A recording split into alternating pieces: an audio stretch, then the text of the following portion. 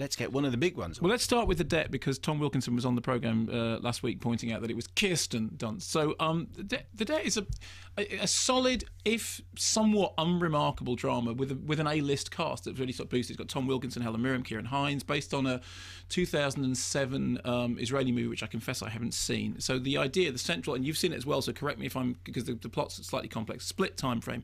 We start in 1997. A young writer is publishing a book about her mother's famous exploits working for Mossad, tracking down a Nazi war criminal back in the 1960s. This is how the thing begins. And at the very, very beginning, we see one of her mother's colleagues in this endeavour committing suicide. We then flash back to the original events to see the difference between the way in which the events have been portrayed in the present day in the book and the way in which they actually played out. The story is essentially that they have tracked down this Nazi war criminal who's the surgeon of Birkenau. They've tracked him down to East Berlin, where he's working as a gynecologist. What they need to do is to kidnap him and get him across the... there's a point when the railway goes across the wall. So there is a point when if you can get off the train at exactly that point, you can get him into West Berlin, then you can take him back and have him tried.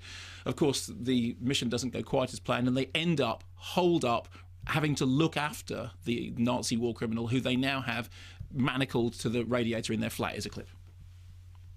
The Americans have pulled out. Has he been fed?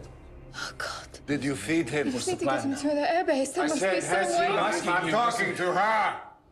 Supposedly it's her shift now, but instead of doing what she's supposed to be doing, she's out here with you. Now, answer the question. Did you feed him? Yes, I fed him.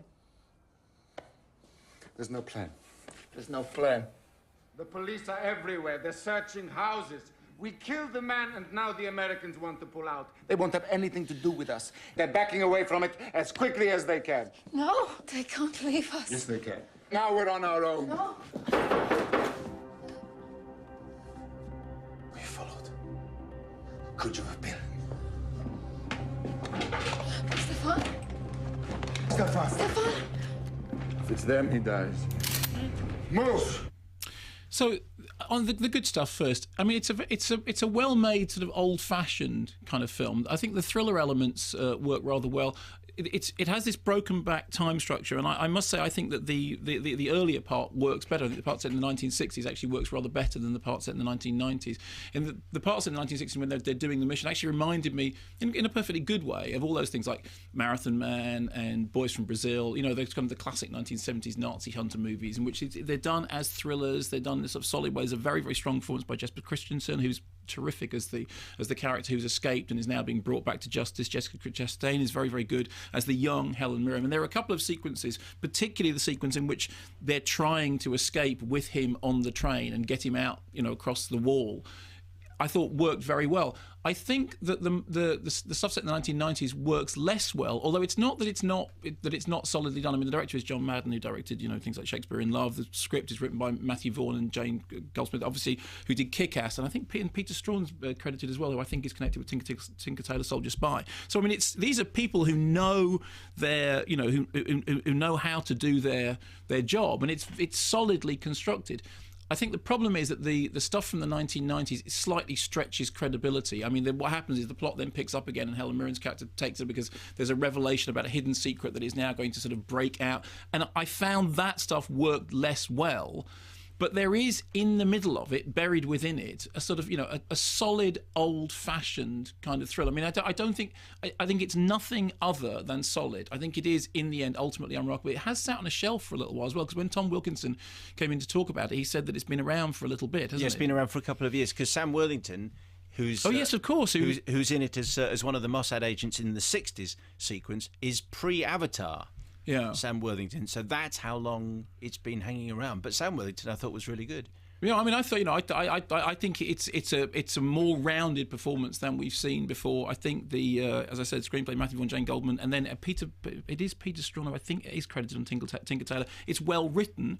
I mean, I haven't seen the original movie, so I can't tell how well that adaptation is done. I think that's Har-Hov, exactly. Have you seen that? No. In fact, Tom Wilkinson said he hadn't seen it either. In fact, he didn't even know. He said this in the interview last week. He didn't even know that there was a movie which he should have gone and watched beforehand. But I think it's just a historical reminder of the way Mossad was operating and what they set out to do. As Tom Wilkinson mentioned, in 1960 they went and they went and got Eichmann and then took him back, and this is what they were trying to do. And I think that stuff that they had in East Berlin in their in the safe house was fantastic. But I mean, obviously that it also ties it in thematically to things like Munich, the Steven Spielberg movie. I mean, it is the whole idea of of how you right such a terrible wrong, and it is a thrilling story. I mean, there is definitely in that kidnap story a very interesting idea, which is that you go and get somebody to bring them back justice, and the next thing you know is actually what your job is to keep them alive, and that's the central idea of it. And in fact, those central scenes between him and his captors, in which even though he's tied up, he's taunting them, and what he essentially wants them to do is to do the thing they don't want to do, which is to lose him.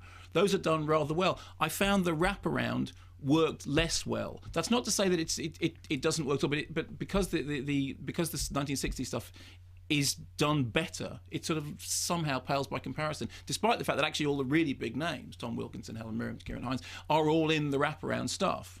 Sam Worthington obviously is now a big name, but you don't think of him as a great theft. Remember, it's and Tom Wilkinson. And Tom Wilkinson. For the and. That's right, ask for the and, yeah. But it is one of those and performances, isn't it? Because I can't remember how long he said he spent on the film. He went to Israel and they filmed the sequence. But you can't imagine it took a very long time. No, sure. It is an and performance, yes. But it's solidly directed, it's solidly written. It's the kind of thing that if it turns up on a sort of, a Saturday evening on the television, you'll be you'll be solidly satisfied. But I just don't know that it's much more than that. I think it's a good, solid thriller. And actually, but that in itself is something.